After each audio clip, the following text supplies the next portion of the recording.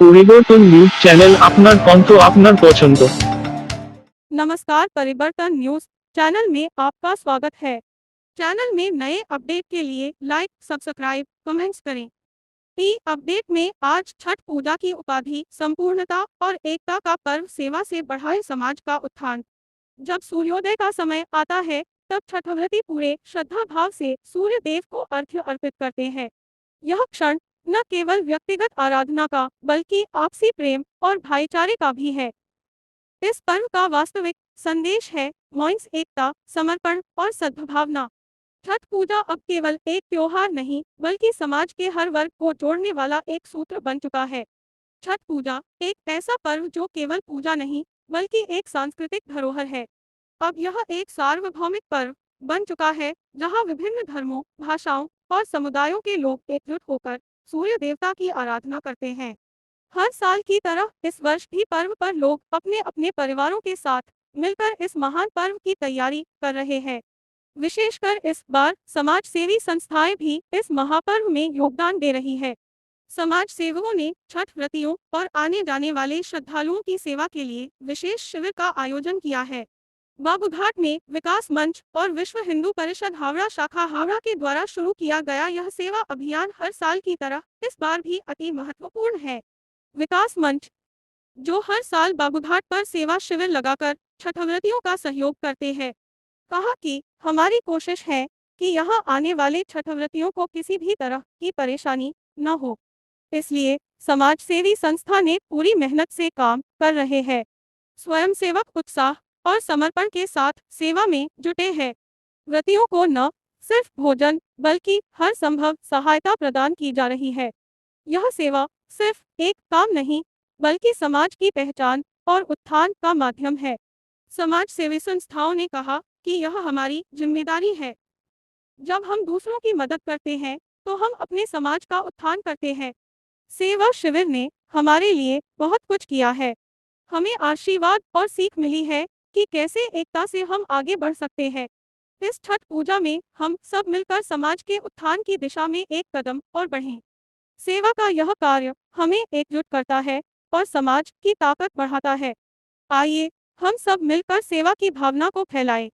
समाज सेवकों की इस पहल का हिस्सा बने।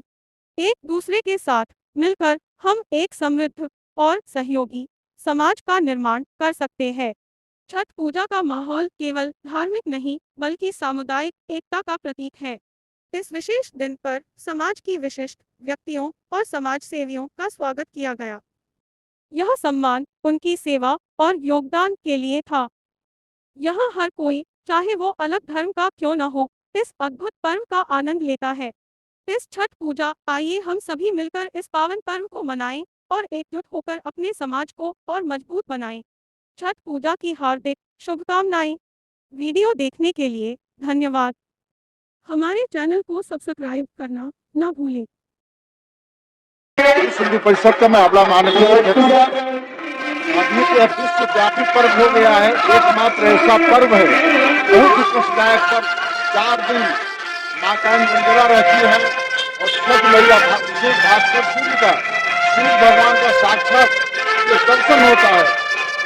उगते हुए सूर्य की पूजा सभी करते हैं, लेकिन एक ऐसा पर्व है कि पहले जो अस्ताचल होते हैं, भगवान सूर्य जब अस्ताचल होते हैं, उस समय की पूजा अर्चना की जाती है। फिर सुबह जब सूर्योदय होते हैं, मुझे प्रसन्नता होता है और ये पूरे परिवार को, संतान के सुख के लिए, समाज की सुख शांति के लिए ये बड़ा अजीब पर्व अपनी तरफ का है और पूरा परिवार इसमें शामिल रहता है।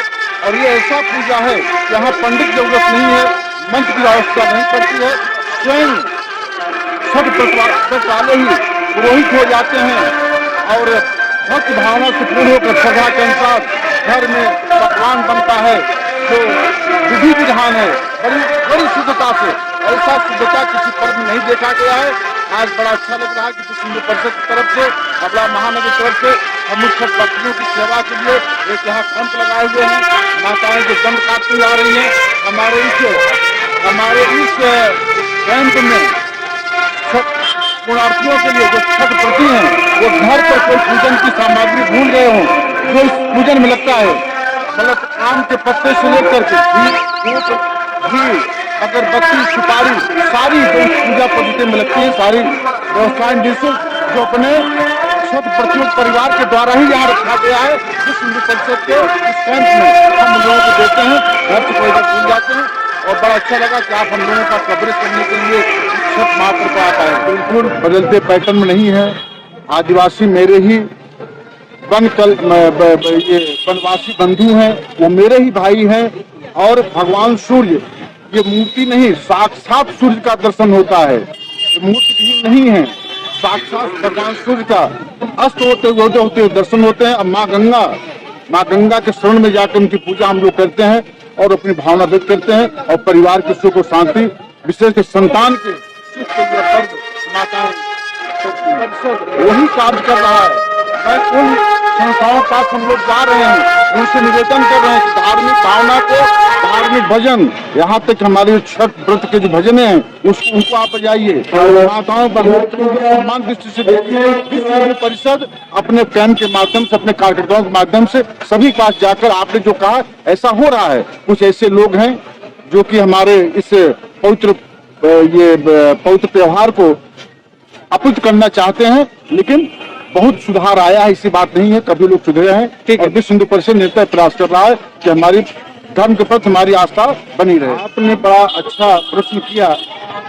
बात ऐसा है कि बंगाल एक ऐसी भूमि है कि यहाँ आप जो यहाँ का आहार है, जिसमें मछली विशेष उनका आहार है, तो अभी इतना संस्कार आप लोगों को नहीं कर पाएंगे।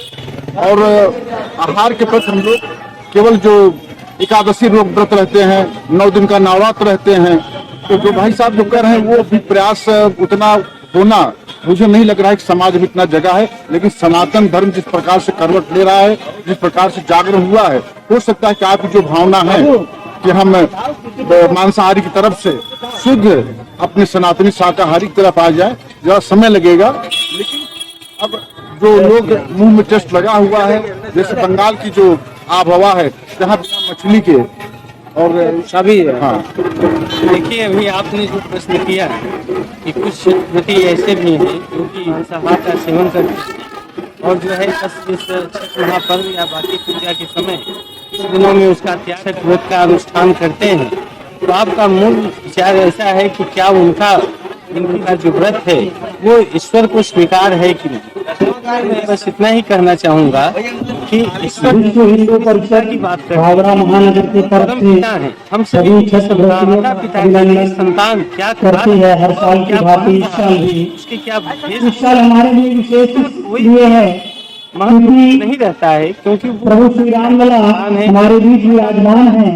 इनका दर्शन करके पुण्य के भागी बनिए, दया और करुणा की भावना रखते हैं। हर साल की भांति सभी व्यक्तियों वो उनका पूजा सामग्री अगर जो आपकी आवश्यकता हो हमारे कैंप में उपस्थित है, जब भी आकर आप उसे ले सकते हैं। चाहते हैं कि भावना, क्योंकि भावम भक्षति देवता, ईश्वर या देवता भाव के भूखे होते हैं। तो चूंकि इन दिनों में सद्भावना से, अच्छे विचार से, सात्विक प्रवृत्ति से एक कठिन व्रत को धारण करते हैं, इसलिए ईश्वर को वो सभी समर्पित है, ईश्वर को सभी स्वीकार है और वो उनके सभी के कल्याण के लिए आशीर्वाद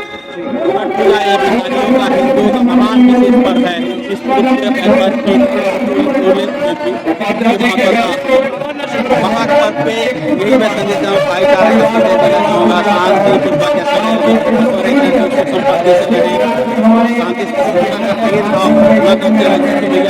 सब पे कृपा प्रदान करे, दान करे। छठ एक ऐसा पर्व है जो सनातन धर्म का एक प्रमुख पर्व है। इसमें क्या होता है कि हम प्रकृति के साथ जुड़े हुए हैं। इस पूजे में न किसी ब्राह्मण की जरूरत होता है, न किसी मंत्र की जरूरत होता है, न कुछ न कोई छोटा न कोई बड़ा जात का होता है। सारे लोग मिलकर एक साथ पूजा करते हैं और इसका इतना ये बहुत मूल्यवान है कि जो इस पूजा को करता है वो प्राय 2 दिन व्रत रहता है, 4 दिन व्रत रहता है। ये त्योहार 4 दिन का है। वो धरना और उसके बाद ये होता है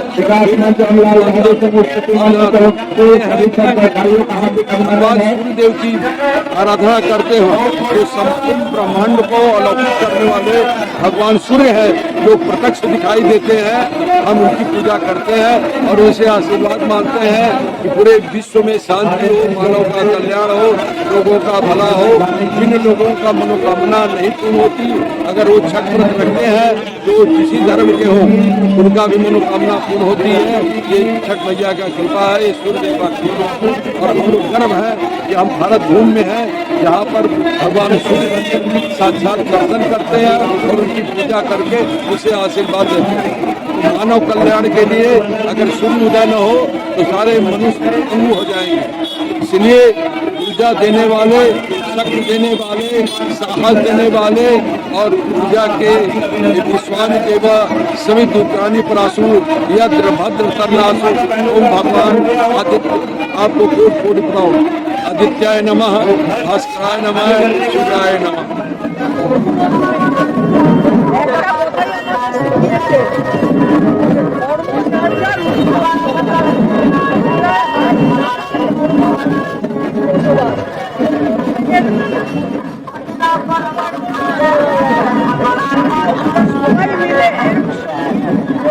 উৎসবই পালন করি। দুর্গা পূজা,